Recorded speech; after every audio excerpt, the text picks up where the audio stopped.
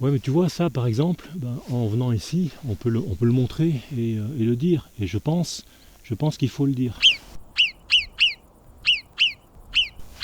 La chasse est l'institution du mensonge, la preuve par le mouflon. Le mouflon, c'est, pour faire simple, un mouton sauvage.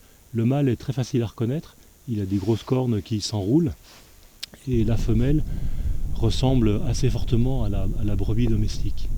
Il est assez facile à rencontrer, on le voit maintenant assez fréquemment, alors très souvent par petits groupes, et de plus en plus on les voit en quantité extrêmement importante, regroupés les uns avec les autres, et ils sont tous mélangés, un mâle, femelle, jeune et plus ancien. Cet animal-là est plutôt rustique en termes d'alimentation, il va manger tous les végétaux qu'il trouve. On le voit souvent avancer en bande, c'est assez étonnant. Les mâles sont très serrés les uns contre les autres, parfois par 4 ou par 5, et ils avancent comme ça ensemble pour brouter l'herbe. C'est un animal qui n'est pas adapté à la neige, il a un corps assez massif sur des pattes très fines, et pour marcher dans la neige ça ne va pas du tout. Alors c'est pour ça que l'hiver on les voit assez fréquemment descendre très bas en plaine et on arrive à les croiser le matin quand on va bosser au bord de la route. Alors vous allez me dire, mais c'est étonnant, un massif de montagne où il y a la neige l'hiver, comment se fait-il qu'il y ait un animal qui ne se soit pas adapté? C'est là où c'est intéressant parce que il faut remonter dans les années 1950-1960. En France, le bouquetin avait été exterminé par le monde de la chasse. Il était protégé. Le bouquetin, c'est un animal absolument magnifique qu'on revoit un petit peu maintenant, qui a été réintroduit pratiquement partout. Comme les chasseurs ne pouvaient plus le tirer, ils se sont rabattus sur une autre espèce, le chamois. Les populations de chamois ont alors baissé de manière extraordinaire. Ce qui fait qu'au bout d'un moment, le monde de la chasse n'avait plus rien à tirer. Ils n'ont pas trouvé mieux à ce moment-là que d'introduire une autre espèce pour le simple plaisir de tirer dessus.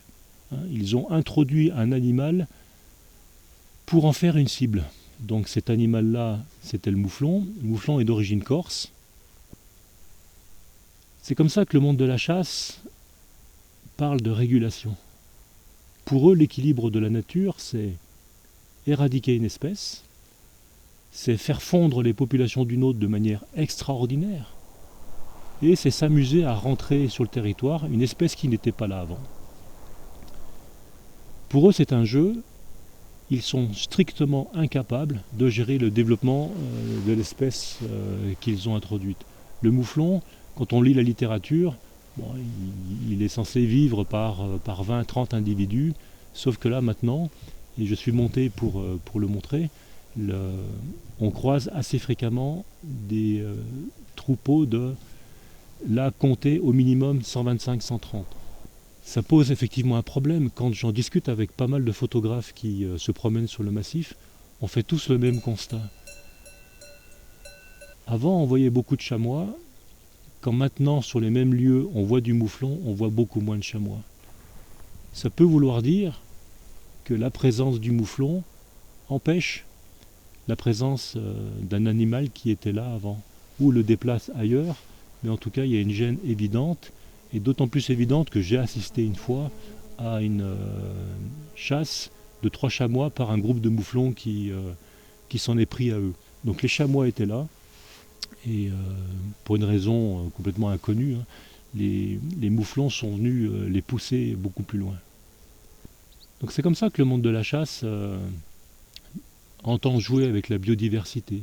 Ils éradiquent les espèces, ils font fondre les populations d'une autre, et ils s'amusent à en introduire une nouvelle simplement pour leur plaisir, en étant absolument incapables de gérer le développement de la nouvelle espèce et les conséquences sur les équilibres qui étaient en place avant. Donc non, la chasse ne protège pas du tout la biodiversité, bien au contraire. La chasse abîme la nature et endommage fortement et durablement la biodiversité.